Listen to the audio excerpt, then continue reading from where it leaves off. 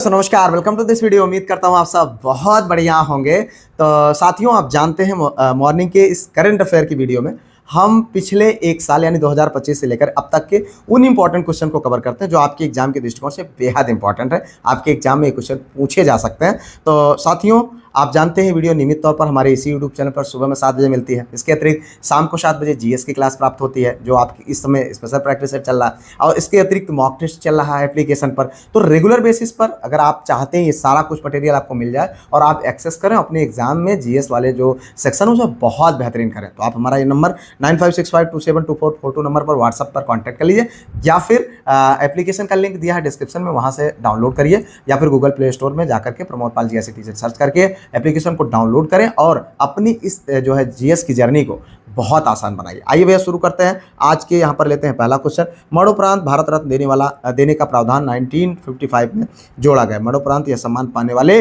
पहले व्यक्ति कौन थे? The provision to award the Bharat Ratna जो posthumously was added in 1955. Who was the first person to receive this honor posthumously? यहाँ पर देखिए, लाल बहादुर शास्त्री, के कामराज, डॉक्टर भीमराव अम्बेडकर, राजीव गांधी। जी हाँ भैया, आंसर करना फटाफट। देखिए यहाँ पर जो सही विकल्प है वो है लाल बहादुर शास्त्री। मेरे भाई, ये यहाँ पर आप देख सकते हैं भारत रत्न आदरणीय जो है परम श्रद्धेय ये लाल बहादुर शास्त्री जी को ये मिला है। ठीक है, लाल बहादुर शास्त्री साहब को 1966 में मरणोपरांत भारत रत्न से सम्मानित किया गया था। ये जो है यह सम्मान पाने वाले पहले व्यक्ति, मतलब मरणोपरांत। ठीक है, बाकी तो सबको अभी तक जो जितना मिला था जिंदा लोगों को मिला, लेकिन मरणोपरांत ये पहली बार इनको सबसे पहले मिला था। भारत रत्न भारत का सर्वोच्च नागरिक सम्मान है जिसकी स्थापना 2 जनवरी 1954 में, कब? 2 जनवरी 1954 में हुआ है। ठीक है, तो इतना आपको यहाँ पर इससे संबंधित जानना चाहिए। जो है राष्ट्रपति, उस समय जो राष्ट्रपति थे डॉक्टर राजेंद्र प्रसाद साहब, उन्हीं के द्वारा की गई थी। मूल रूप से 1954 के दिशा निर्देशों में मरणोपरांत सम्मान देने का कोई प्रावधान नहीं था। इसे 1955 में नियमों में संशोधन करके शामिल किया गया। ठीक है, शास्त्री जी भारत के दूसरे प्रधानमंत्री थे जिन्होंने 1965 में कि भारत पाकिस्तान युद्ध के दौरान जय जवान जय किसान का ऐतिहासिक नारा देकर राष्ट्र को मजबूत किया था। तो इतना आपको यहाँ पर इस संबंधित जानना चाहिए। आगे बढ़ो भैया, अगला क्वेश्चन यहाँ पर खेल जगत में भारत रत्न पाने वाले पहले व्यक्ति और पहले वैज्ञानिक क्रमशः कौन हैं? ठीक है, who are the first sport person and the first scientist to receive Bharat Ratna जो है रिस्पेक्टिवली। मेरे भाई, इन क्वेश्चन के आंसर अगर आपको पता हो कमेंट तुरंत करें, ना पता हो मेरे बताने के बाद करें, लेकिन कमेंट जरूर करें, या फिर आप किसी नोटबुक में इनके आंसर को जरूर लिखें। ठीक है, इससे आपको चीज़ें लंबे समय तक याद रहेंगी। और उसके साथ साथ मेरे भाई वीडियो को लाइक, चैनल को सब्सक्राइब, हाइप शेयर जरूर करें। देखिए यहाँ पर जो सही विकल्प है उनको आपको बताना है। मेजर ध्यानचंद और उमी जे भाभा, सचिन तेंदुलकर, सीवी रमन, विश्वनाथ आनंद और एपीजे अब्दुल कलाम, सचिन तेंदुलकर, CNR राव। ठीक है, आपको आंसर करना है मेरे भाई। सही विकल्प आपको बताना है। यहाँ पर देखिए जो सही विकल्प है वो है ये वाला आंसर, सचिन तेंदुलकर साहब और CB रमन। यानी सचिन तेंदुलकर साहब को क्रिकेट गॉड ऑफ क्रिकेट कहा जाता है। यहाँ पर आप उनकी चित्र को देख सकते हैं, ये हैं हमारे CB रमन साहब। ठीक है, अगर हम देखें तो आप इनको सचिन तेंदुलकर साहब को पहले ऐसे क्रिकेटर हैं जिनको भारत रत्न दिया गया।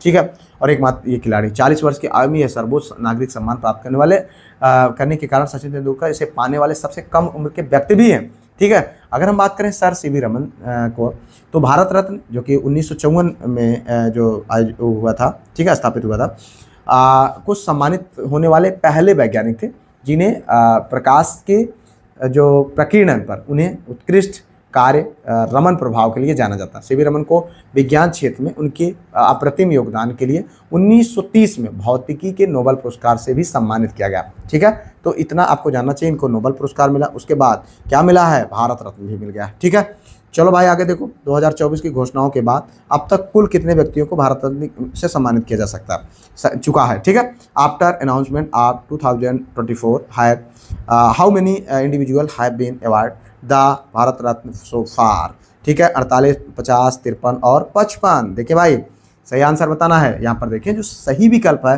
वो है कितना भैया? 53। जी हाँ, ये देखें 53।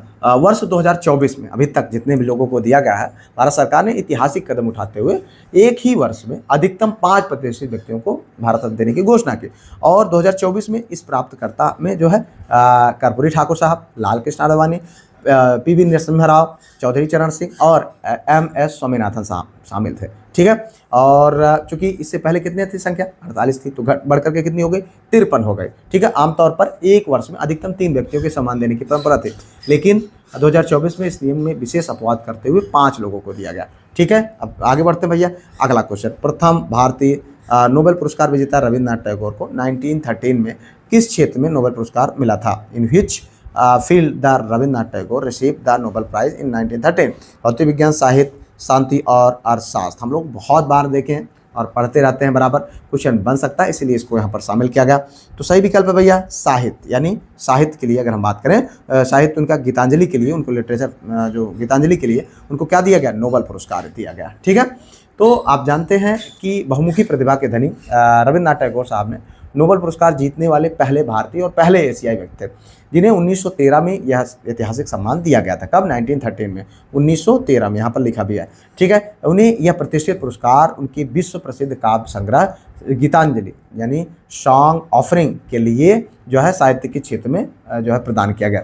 नोबेल समिति ने उनकी अत्यंत संवेदनशील, ताज़ा और सुंदर कविता के लिए उनकी सराहना की, जिसने पश्चिमी दुनिया को भारतीय साहित्य और दर्शन से परिचित कराया। टैगोर एक महान व्यक्ति, दार्शनिक, संगीतकार थे, जिन्होंने भारत के राष्ट्रगान जन गण मन और बांग्लादेश के राष्ट्रगान अमार सोनार बांग्ला की रचना की। मतलब दोनों देशों के जो राष्ट्रगान हैं उनको, इसकी रचना किसने किया है? रविन्द्रनाथ टैगोर साहब ने।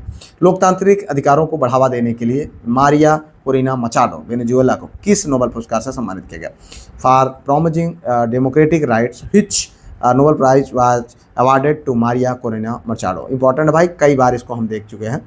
साहित्य, शांति, अर्थशास्त्र और चिकित्सा। ठीक है, तो ये मिला था भैया शांति, और लेकिन इसको समर्पित कर दिया था किसको? अशांति फैलाने वाले लोग। हम कई बार इसको जो है आपको मेंशन किए हुए हैं। ठीक है, वेनेजुएला की प्रमुख जो है विपक्षी नेता, मानवाधिकार रक्षक मारिया कोरिना मचाडो को प्रतिष्ठित यह नोबेल पुरस्कार सम्मान जो है जो शांति पुरस्कार है 2025 में सम्मानित किया गया। ठीक है, उन्होंने यह वैश्विक सम्मान तानाशाही के में से जो है लोकतंत्र की ओर न्यायपूर्ण और शांतिपूर्वक परिवर्तन हासिल करने के लिए अथक प्रयासों के संघर्ष के लिए प्रदान किया। मचाडो ने वेनेजुएला में लोकतांत्रिक अधिकारों, स्वतंत्र चुनाव और नागरिक स्वतंत्रता की रक्षा के लिए भारी राजनीतिक दमन और जान के खतरों के बावजूद निडर होकर लड़ाई लड़ी, और नॉर्वेजियन नोबेल समिति ने उन्हें अतुलनीय जो है साहस की सराहना करते हुए लैटिन अमेरिका में नागरिक प्रतिरोध का एक असाधारण उदाहरण माना है। ठीक है, आगे बढ़ो भाई। अगला क्वेश्चन यहाँ पर देखिए, सिकल सेल एनीमिया उन्मूलन मिशन की प्रारंभ तिथि। ठीक है, what is the launch date of the sickle cell anaemia जो है मिशन? 1 फरवरी 2024, 1 अप्रैल 2024, 15 अगस्त 2024 और 1 फरवरी 2023। ठीक है, आंसर करना मेरे भाई। देखिए यहाँ पर जो सही विकल्प है 1 फरवरी 2023। क्या है? 1 फरवरी 2023। अगर हम बात करें राष्ट्रीय सिकल सेल एनीमिया उन्मूलन मिशन की आधिकारिक घोषणा भारत सरकार द्वारा 1 फरवरी 2023 को पेश किए गए केंद्रीय बजट 2023-24 में किया गया। ठीक है, बजट में घोषणा के बाद यह मिशन को औपचारिक रूप से 1 जुलाई 2023 को मध्य प्रदेश के शहडोल जिले में प्रधानमंत्री नरेंद्र मोदी द्वारा लॉन्च किया गया। इस मिशन का मुख्य लक्ष्य वर्ष 2047 तक भारत में जो है सिकल सेल रोग को पूरी तरह से समाप्त करना, जो विशेष रूप से भारत की आदिवासी मतलब आबादी को प्रभावित करता है।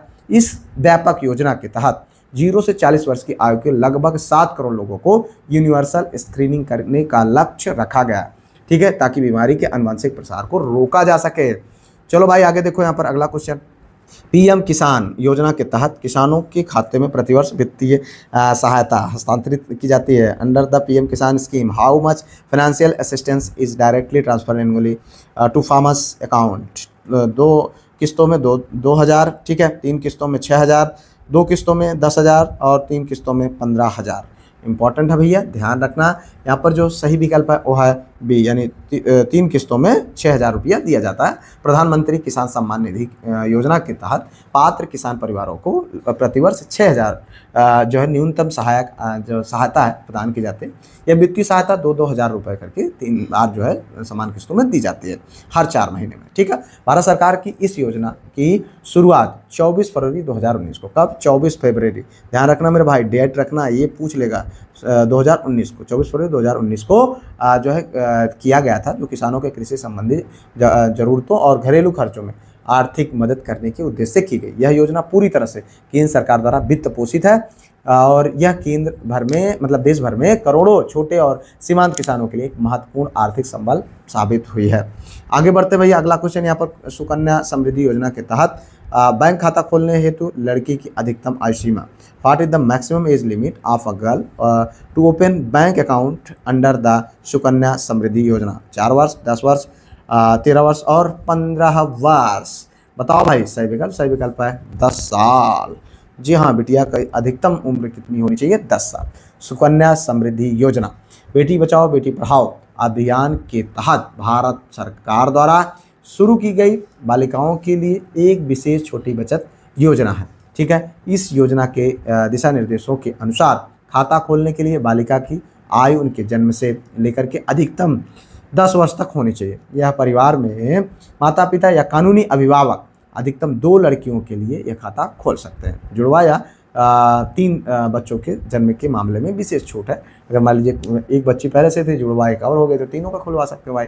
ठीक है, यह खाता बालिकाओं के सुरक्षित भविष्य, उच्च शिक्षा और विवाह के खर्चों को पूरा करने के लिए आर्थिक ब्याज दर और आयकर अधिनियम की धारा 80C के तहत कर छूट प्रदान करता है। आगे बढ़ते हैं आज के सेकंड लास्ट क्वेश्चन की ओर। निम्नलिखित में से कौन सी मिशन योजना विशेष रूप से बजट 2025-26 में पेश की गई थी? ठीक है, which of the following mission scheme was specifically introduce in budget 2025-26 धन धान्य कृषि योजना, ज्ञान भारतम मिशन, ठीक है, भारत जो है भारतीय भाषा पुस्तक योजना, उपरोक्त सभी। आंसर करना, देखिए यहाँ पर जो सही विकल्प है मित्र वो है आपका उपरोक्त सभी। जी हाँ, ये सारी योजनाएं जो है क्या की गई हैं, केंद्रीय बजट 2025-26 में भारत सरकार के देश के सर्वांगीण विकास के लक्ष्य को ध्यान में रखते हुए तीनों प्रमुख योजनाएं लॉन्च की गई। पीएम धन धान्य कृषि योजना का उद्देश्य कृषि उत्पादकता बढ़ाना, सिंचाई सुविधाओं में सुधार करना और 100 चुनिंदा जिलों में